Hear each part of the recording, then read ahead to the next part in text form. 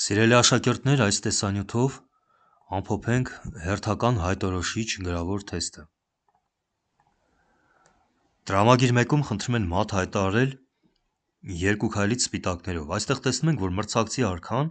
փակված է իր խաղաքարերով։ Սակայն եթե մենք հայտարարենք շախ, նա ունի փախուստի դաշտ։ Եվ եթե մենք կարողանանք այս դաշտը նույնպես փակել, ապա ձին կարող է հայտարարել խեղդուկ մատ, ինչպես փակել B8 դաշտը զոհաբերելով թագուհին։ Թագուհի B8 շախ առաջին քայլով, արքայով վերցնել հնարավոր չէ, քանի որ ձին պաշտպանում է, սա շատ կարևոր հանգամանք է։ Ստիպված պետք է շախից ազատվեն, վերցնելով նավակով։ Նավակը վերցնում է B8 և խնդրեմ սև արքան փակված է իր խաղաքարերով և ոչ ոք չի հսկում C7 դաշտը, որտեղ կարող է ցատկել ձին և հայտարարել շախ և մատ, ձի C7 մատ։ Տրամագիր 2-ում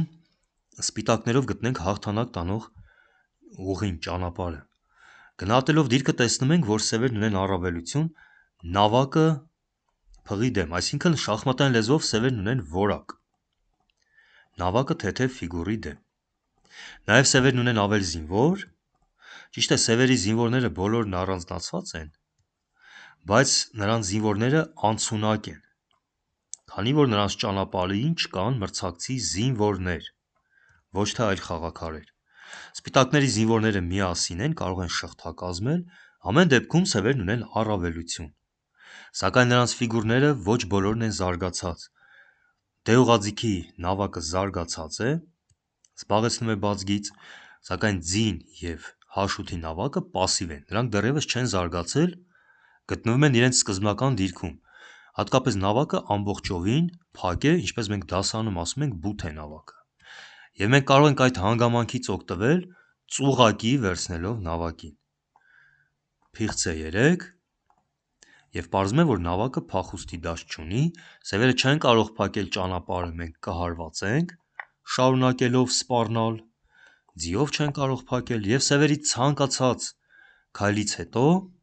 ենթադրենք փորձեն ձին ակտիվացնել, ի վերջո բացել նավակի ճանապարհը, ենթադրենք դուք կարող եք գրել ցանկացած քայլ։ Այս քայլից հետո մենք շահում ենք մի ամբողջ նավակ։ Փիղը վերցնում է H8։ Տրամագիր 3-ում նույնպես սպիտակներով հասնենք հաղթանակի։ Այստեղ գործ ունենք ձին զինվորի դեմ վերջնախաղի հետ, և որպեսզի ձին չխոչընդոտի մեր զինվորի առաջ խաղացումը և իրեն չփոխի մեր զինվորի հետ, հարկավոր է նրանից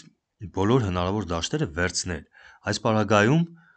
նա չի կարող քայլել F6, կարող է քայլել E7, ուրեմն մենք արքայով փորձենք հսկել այս դաշտը։ Արքա E6, այժմ ձին ոչ կարող է քայլել F6, ոչ E7, իսկ H6-ի պարագայում, հիշենք, երբ արքան գտնվում է ձիուց հորիզոնականով երկու վանդակ հեռավորության վրա, երկու վանդակ, արքան անվտանգ է և ձին չի կարող նրան գրոհել, մենք պարզապես կշարժվենք առաջ։ Եվս մեկ քայլ ձիով, նույնպես արքան անվտանգ դրության մեջ է, քանի որ անկյունագծով նրանց միջև կա մեկ վանդակ։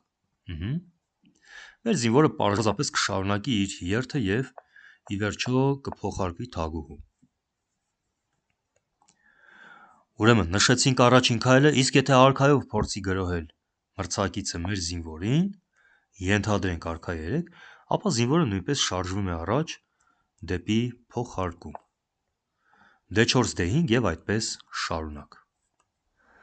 Եվ վերջին չորրորդ տրամագրում գտնենք հաղթանակի տանող քայլը, այստեղ գործ ունենք թույլ դաշտի հետ, հիշենք դա այն դաշտն է, որ մրցակիցը չի պաշտպանում հիմնականում զինվորներով։ Եվ այս թույլ դաշտին մենք ունենք ազդեցություն 2 հարված։ Ինչպես գիտենք, թույլ դաշտը գտնում ենք, թույլ դաշտը մտնում ենք։ Թագուհի G7, շախ և մատ, այսքանով խաղն ավարտվեց։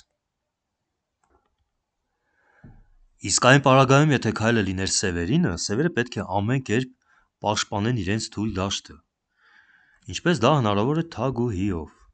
Նախ գրենք քայլ համար 1, դնենք բազմակետ, ցույց տալով, որ մենք խաղում ենք սևերով, այսինքն սպիտակների մասում ձախ կողմից մենք դնում ենք բազմակետ։ Եվ ապա գրում Սևերի քայլը՝ թագուհեֆուտ, եւ մենք այդ թույլ դաշտը հսկեցինք։ Թագուհի Բեչոր Սեյֆուդ այժմ մատ հայտարարել հնարավոր չէ։ Սևերը կանխարգելեցին մատային սպառնալիքը։